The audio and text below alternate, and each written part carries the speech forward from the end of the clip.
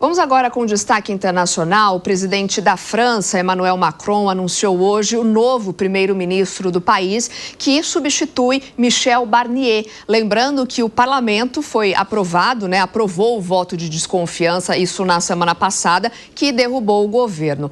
Luca Bassani está com a gente aqui para trazer as informações e para falar, então, quem foi o nome anunciado. Boa tarde, Luca.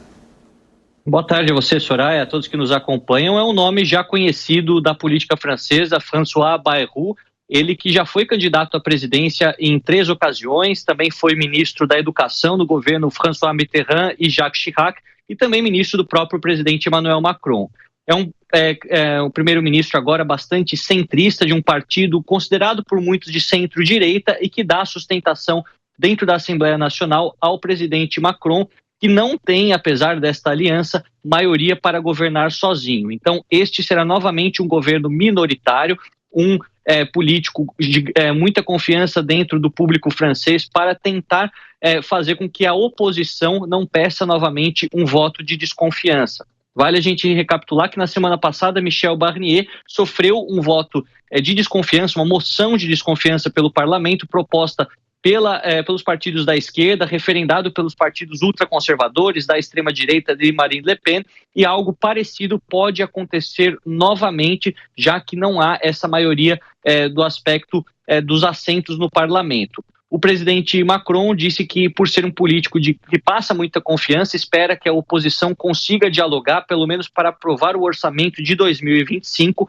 mas os partidos da esquerda mais radical, ligados à França insubmissa, já disseram que vão sim propor uma nova moção de desconfiança para derrubar mais um primeiro-ministro neste ano, cheio de crises políticas na França, desde a eleição europeia, do voto legislativo antecipado em julho, e agora, mais uma vez, um governo tendo que ser desfeito e formado no final do ano. Nós vamos continuar acompanhando, vendo como será este novo governo, os novos ministros anunciados, e se o presidente Macron, apesar desta fragilidade numérica dentro do parlamento, terá a capacidade de convencer seja a esquerda, seja a direita, para permanecer com este primeiro-ministro pelo menos até o meio do ano que vem. Obrigada, Luca, pelas suas informações. Temos, portanto, o Kobayashi, um novo nome, então, François Bayrou, substituto de Michel Barnier, que ficou ali pouquíssimos meses no poder, 3 meses para ser mais exata.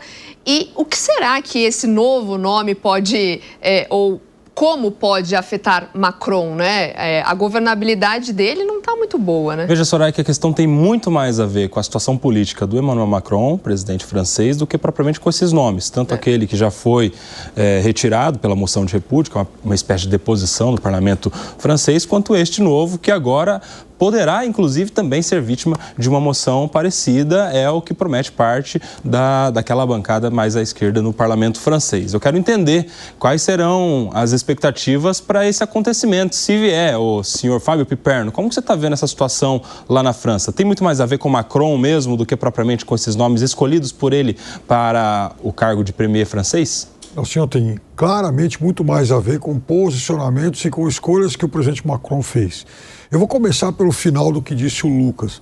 Quer dizer, uma tentativa, então, de empurrar até o meio do ano que vem. Por quê? Porque na França, o presidente ele pode antecipar as eleições parlamentares, como Macron fez agora, mas uma vez feito isso, ele só pode convocar eleições de novo a partir de um ano. Então, as últimas eleições parlamentares aconteceram agora em julho, né? Então, o que o presidente Macron fez naquele momento? Na França, as eleições parlamentares também têm segundo turno. E diferente do que acontece no Brasil e em praticamente todos os outros países do mundo, no segundo turno das eleições parlamentares francesas, podem concorrer não apenas os 2 mais votados, mas todo mundo que fizer mais de 12,5% no primeiro turno. Qual foi a consequência disso? Em alguns distritos, avançaram para o turno final quatro candidatos. Aí, como o presidente Macron tinha lá um temor de que a extrema-direita de Marine Le Pen pudesse chegar ao poder, ele fez uma espécie de pacto informal não exatamente uma aliança, mas um pacto informal também com o bloco de esquerda, que tem hoje como maior legenda a França insubmissa, que hoje é maior que o Partido Socialista Francês. É como se o PSOL fosse maior que o PT na França. Muito bem. O que aconteceu então? Eles fizeram um acordo e que determinou que muitos candidatos que nas pesquisas apareciam em terceiro, quarto, renunciariam em favor daquele, tanto do bloco macronista quanto da esquerda, que estivesse melhor e que pudesse enfrentar os candidatos da Marine Le Pen em melhor situação. Muito bem. Feito isso, o bloco de esquerda saiu das urnas como o maior. Aí, no momento de escolher o primeiro-ministro, o que o Macron faz? Escolhe um político da esquerda tradicional.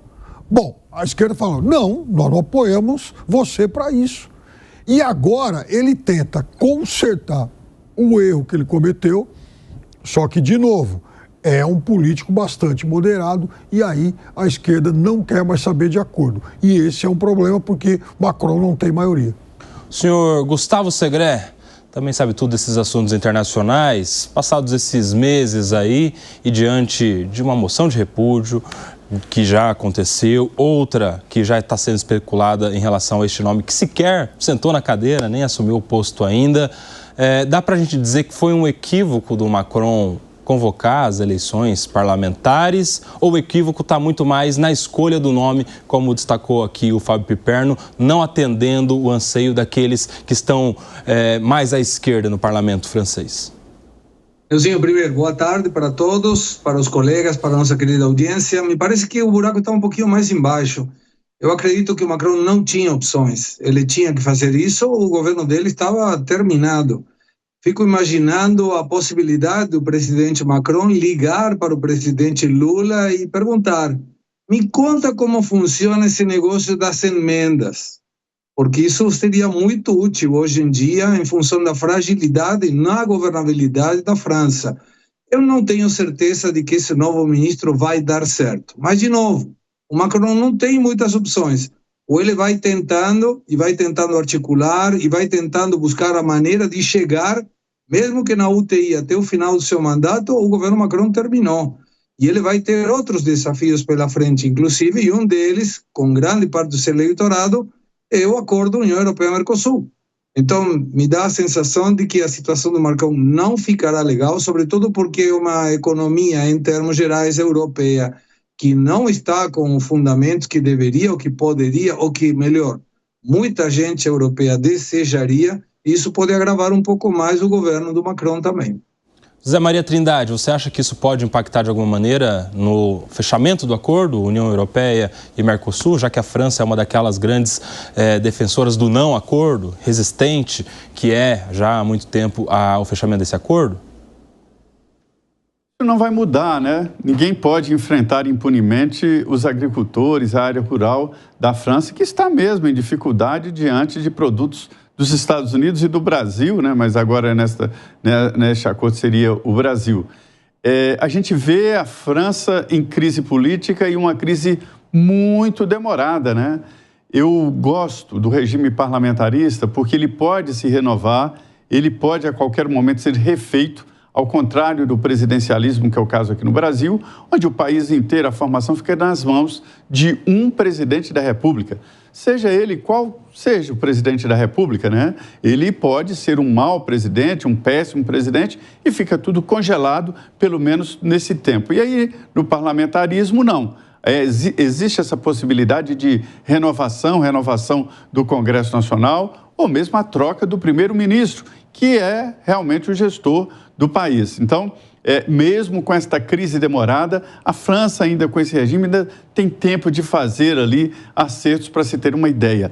Esse acordo do Brasil, do Mercosul, que é o Brasil e a Argentina basicamente, né? Com o Mercosul, está provocando ali pruridos na França e nenhum político vai mudar essa história. Eu tenho a impressão que não muda. A França vai continuar contra, porque os agricultores têm um lobby muito forte no governo por lá. Fecha, senhor Alan Gani. Olha só, a crise política que vive a França, Koba, está muito ligada também a uma crise econômica, a uma crise imigratória, assim como aqui, a sociedade francesa está extremamente polarizada. Macron, com uma política mais morna, tentando agradar os anseios à esquerda e à direita, não tem tido êxito. A França precisa fazer reformas e reformas liberais que, no curto prazo, acaba tirando benefícios sociais da população. E, evidentemente, isso traz resistências, principalmente pela esquerda. Porém, essas reformas são extremamente necessárias para conseguir recuperar a economia da França e ter algum tipo de crescimento sustentado. Caso isso não se resolva, caso continue essa situação econômica com crescimento muito pífio, além das questões imigratórias, a França tem perdido a sua identidade nacional, com uma imigração desenfreada, com problemas de imigração, um choque cultural dentro do país. É muito difícil Macron agradar os dois lados, a situação é muito mais complexa.